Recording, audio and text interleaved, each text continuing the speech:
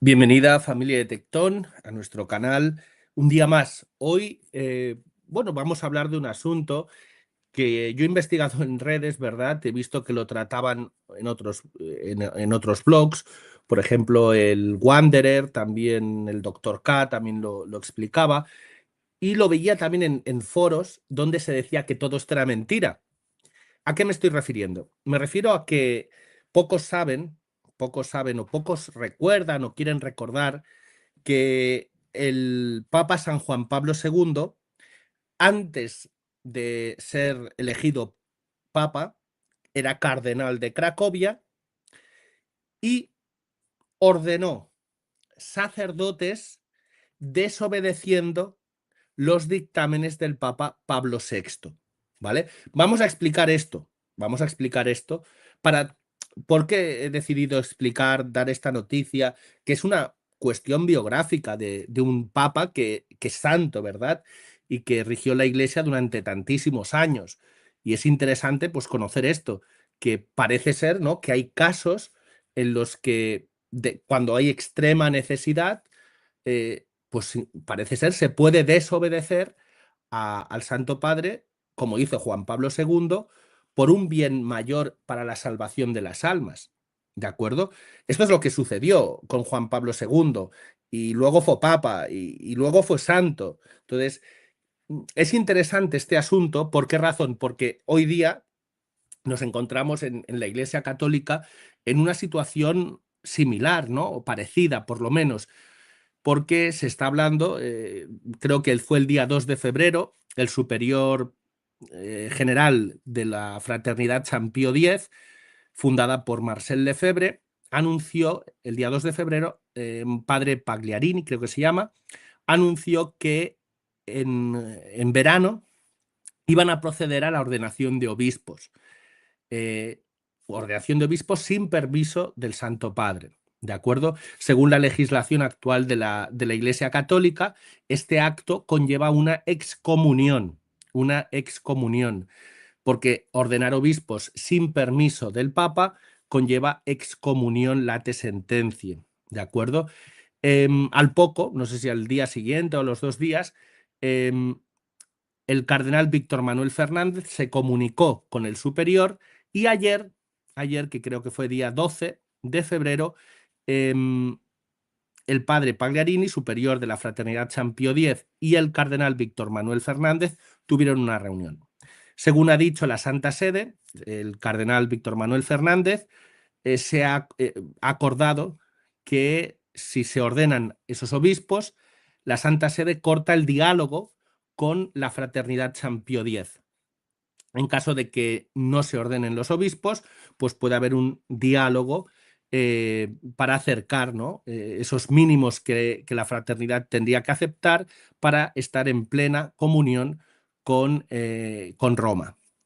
¿De acuerdo? Esto es un poco la situación, ¿no? Entonces, bueno, ellos, los miembros de la fraternidad, sostienen que como la ley suprema de la Iglesia, del derecho canónico, es la salvación de las almas, consideran que, dado que están en una situación de extrema necesidad o de necesidad, aún bueno, podrían ordenar a estos obispos sin el permiso del Santo Padre. Esto es lo que ellos argumentan. Ahora falta ver, después de esta reunión con Víctor Manuel Fernández, cuál es la postura de la fraternidad. Es decir, si llevan adelante esas ordenaciones y por tanto se rompe el diálogo, o por el contrario, pues no llevan adelante esas ordenaciones. En cualquier caso, es bueno pues saber que en el pasado la Iglesia Católica pues ha vivido momentos similares, y quizá no se han solucionado de otras formas. Y este es uno de los casos, ¿no? Permítanme que les comparta pantalla. Aquí tenemos a, al Papa, bueno, aún no era Papa, el cardenal de Cracovia, Juan Pablo II, Karol Wojtyła. Y en esta época seguramente fue pues en la que procedió a ordenar a sacerdotes sin el permiso del Papa. No solo sin el permiso, sino que es que expresamente había una prohibición del Papa de ordenar a sacerdotes.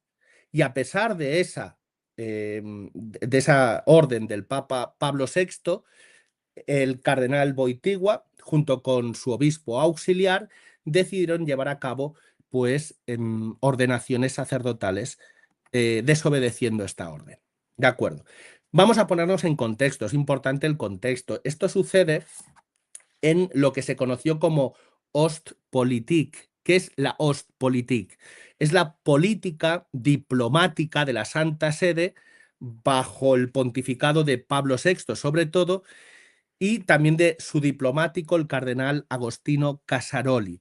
¿Para qué? Para intentar negociar con los regímenes comunistas y conseguir pues, que por lo menos hubiera un mínimo de presencia de la Iglesia Católica en aquellos estados que estaban bajo el yugo comunista. ¿De acuerdo? Entonces, esto sucedió durante la Guerra Fría.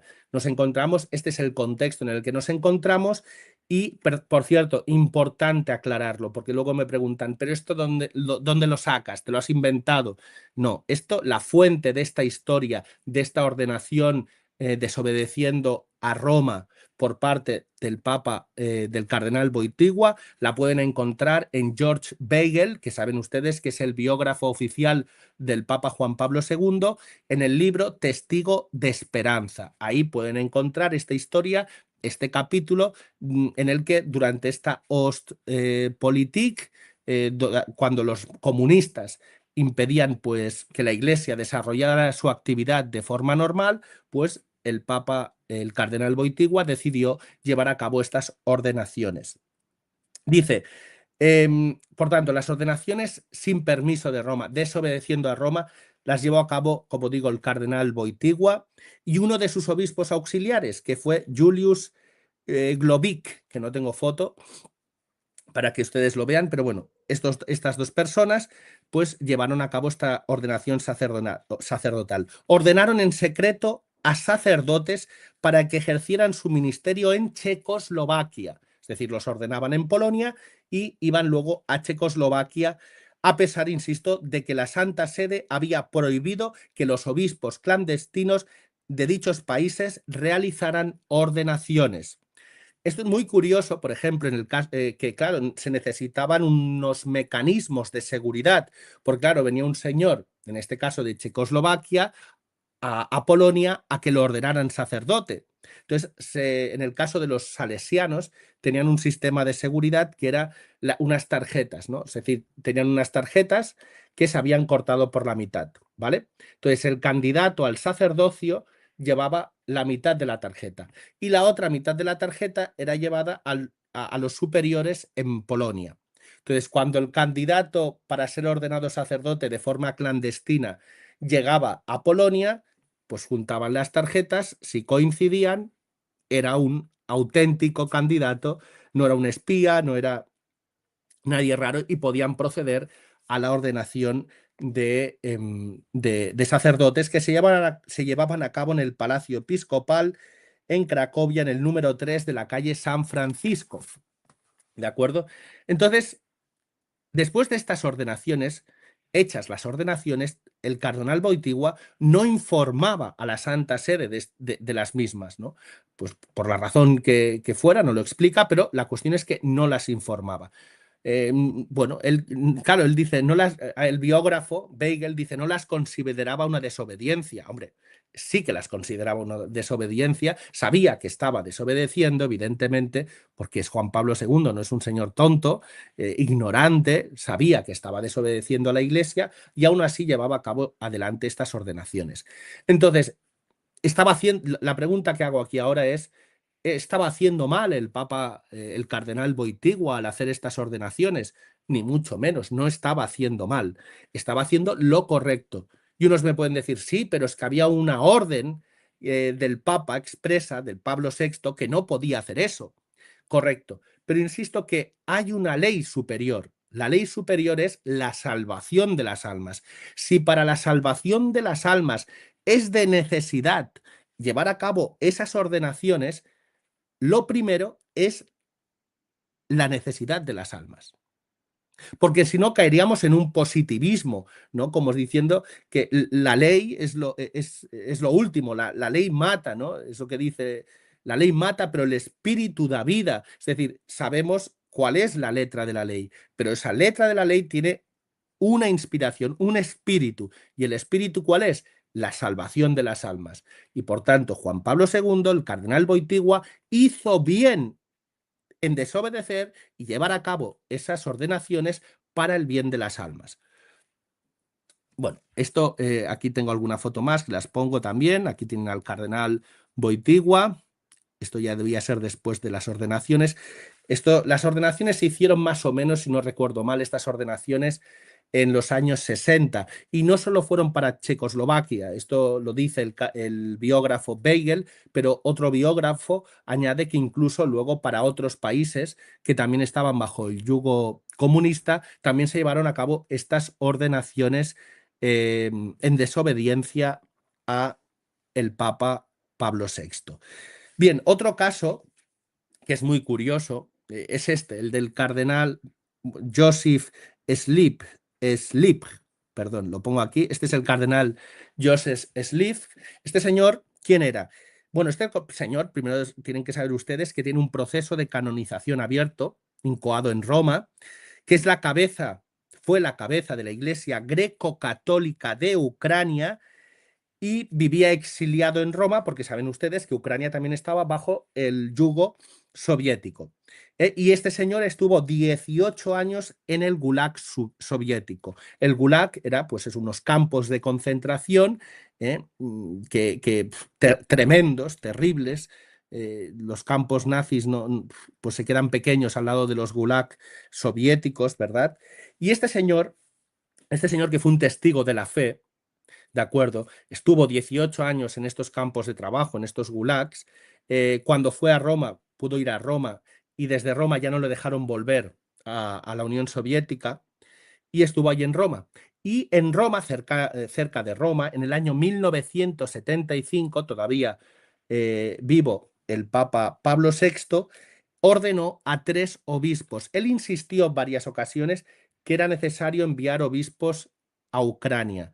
Y el Papa Pablo VI nuevamente le dijo que no iban a ordenar obispos para Ucrania. Insistió y no le hicieron caso. Y al final optó por seguir el mismo criterio que el cardenal Wojtyła a la hora de ordenar sacerdotes sin permiso del Vaticano y ordenó a tres sacerdotes, los ordenó obispos, ¿de acuerdo? Esto es en el año 1975. Pablo VI nunca autorizó las nuevas ordenaciones. Es curioso, uno de los obispos que ordenó este señor fue Lubomir Husar. Lubomir Husar era un monje que fue ordenado obispo sin el permiso del Papa por Joseph Slip. Y ese señor es este que tengo aquí la foto, Lubomir. Bien, este señor, Lubomir Husar, ordenado sin permiso del Papa, por tanto, según el nuevo derecho canónico, el de Juan Pablo II, tendría que ser, creo que es el de Juan Pablo II, tendría que ser excomulgado, este señor estaría excomulgado, también estaría excomulgado el cardenal Slip, pero todo lo contrario, cuando Juan Pablo II llegó a Papa, años más tarde, no inmediatamente, ¿vale? Pero reconoció la ordenación de Lubomir Husar. Y no solo reconoció esa ordenación, sino que nombró a este señor archieparca mayor de la Iglesia Greco-Católica Ucraniana. Y en el año 2001 lo creó cardenal de la Iglesia Católica, un obispo que fue ordenado sin permiso del Papa, desobedeciendo expresamente las constantes órdenes de Pablo VI de no ordenar obispos para Ucrania. Dijeron, el Papa Pablo VI dijo no, no, no, y el cardenal Joseph Slip ordenó a 3. Uno de ellos, este que aparece en sus pantallas, Lubomir Husar, que fue restituido, podemos decir, creo se puede utilizar este término, por Juan Pablo II, fue ordenado, perdón, lo nombró archieparca mayor de la Iglesia greco-católica ucraniana y lo creó cardenal. ¿Por qué? ¿Por qué pasó todo esto? ¿Por qué es importante este contexto? Porque tanto en el caso de Juan Pablo II, con las ordenaciones de esos sacerdotes desobedeciendo al Papa Pablo VI, como en el caso del cardenal Joseph Slip, ambos casos tienen el mismo substrato, ¿no? Y es el bien de las almas y la extrema necesidad. La necesidad que existe hace que pueda yo ordenar sacerdotes o que pueda yo ordenar a obispos desobedeciendo al mismo Santo Padre. Es importante este detalle. Claro, ahora nos focalizamos quizá mucho en un caso. Yo tampoco estoy queriendo defender, porque no conozco bien el asunto, ¿verdad?, de la Fraternidad San Pío X y de Monseñor Lefebvre. No lo conozco del todo bien, pero por lo menos podemos ver estas similitudes. Otra cuestión es también ver, pues, que, claro, los de la Fraternidad San Pío X quizá no están en un régimen comunista, pero bueno, hay varios casos, digamos, de extrema necesidad, podría ser. Eso también habrá que dejarlo a la historia, ¿no? Y ver qué es lo que sucede y poder analizarlo, pero aquí en el momento podemos aportar estos dos casos bastante recientes, uno de Juan Pablo II y otro del cardenal Joseph Slip y Lubomir Husar, ¿verdad? Que, bueno, que estuvieron metidos, digamos, en ordenaciones desobedeciendo expresamente el mandato del Santo Padre. Esto, pues lo que nos recuerda, y creo que es importante, es ver que por encima de la ley, digamos, porque sí que es verdad que el Papa tiene que autorizar la ordenación de obispos. Y sin ese permiso, y esto es la ley normal, general, pues no se puede llevar a cabo una ordenación. También es verdad que ese ministerio, podríamos decir así, que tiene el Papa, no le fue entregado directamente por Jesucristo. No le dijo Jesucristo que él tenía que ser el que dijera quién tenía que ser ordenado obispo y quién no. Pero legítimamente, naturalmente, eso no significa que sea ilegítimo. Significa que al principio en la Iglesia no se hizo así. Igual que al principio en la Iglesia, pues los sacerdotes no eran célibes, se podían casar. Y luego la autoridad eclesiástica, con el poder que tiene, decidió que en la Iglesia latina, para poder ser ordenado sacerdote, se debía ser célibe, ¿no? Pero no es una ley divina, es lo que quiero decir. Lo cual no le estoy restando importancia, ni siquiera estoy apostando porque los sacerdotes puedan casarse. Creo que las cosas están bien como están. Igual que no estoy diciendo que no sea correcto, ¿verdad? O que no sea oportuno o que no sea bueno que sea el Papa el que designe a los obispos. No estoy diciendo eso. Simplemente estoy haciendo una salvedad, explicando una salvedad, y es entender que esto es una cuestión disciplinar, que no siempre ha sido así en la Iglesia y que no ha sido así expresamente por voluntad divina. No es porque Dios o sea, porque Jesucristo, que es Dios y hombre verdadero, le haya dicho a San Pedro, tú te vas a encargar de esto. No. Jesucristo le dice, lo que ates en la tierra quedará atado en el cielo, lo que desates en la tierra quedará desatado en el cielo. Le da ese ministerio, ¿no? Confirmar a los hermanos en la fe, ese es su ministerio, dado directamente por Jesucristo. Pero la ordenación de sacerdotes o imponer el celibato es una cuestión disciplinar que, con la autoridad que tiene y su discernimiento personal, considera que es lo mejor. Y ya está. Pero no es una ley divina. ¿De acuerdo? Es importante porque entonces, claro, estaríamos diciendo que el cardenal Boitigua o el cardenal Slip desobedecieron una ley divina. Y entonces ya sería más complicado. No, están desobedeciendo una ley disciplinar de la Iglesia Católica. Eso es lo que están desobedeciendo. Es diferente, ¿eh? Y creo que ha quedado claro. Bueno, hasta aquí simplemente pues esta pequeña historia de estos dos personajes. Estos dos personajes, Juan Pablo II, el cardenal Slip, del siglo XX, todo esto, y creo que nos puede dar un poco de luz, pues para comprender, analizar, pues lo que está sucediendo hoy en la Iglesia Católica. ¿De acuerdo? Avisos. Estamos de promoción, ya lo saben, del libro María Medianera y Corredentora. Es un libro escrito por Monseñor Alberto José González Chávez. Es un libro prologado por Athanasius Schneider y ya está disponible para todos ustedes. Un libro un poco extenso, de unas 340 páginas. Yo les recomiendo la compra de este libro de Monseñor Alberto José González Chávez. Una defensa valiente de la Santísima Virgen María frente a aquellos que en la actualidad están poniendo en cuestión los títulos de medianera y corredentora que la tradición le ha ido otorgando a la Virgen Santísima a lo largo de los siglos, especialmente, y así lo explica el libro, en los últimos papas del siglo XX, ¿verdad? Han hecho hincapié especialmente en el título de corredentora de la Virgen María. Sin embargo, ahora de repente se publica esta carta, Mater Populi Fidelis, y se dice que la Virgen no es corredentora. Entonces es importante que nos informemos a través de la tradición de la Iglesia. Aquí dejo el libro. También importante aviso. Saben ustedes que ya está disponible, pueden apuntarse hoy mismo, mañana, cuando lo deseen, al curso de Historia de la Iglesia Católica Edad Antigua que está impartiendo el padre Gabriel Calvo Zarraute en la Escuela de Pensamiento Melchor Cano. Es una escuela fundada por nosotros aquí en Tectón.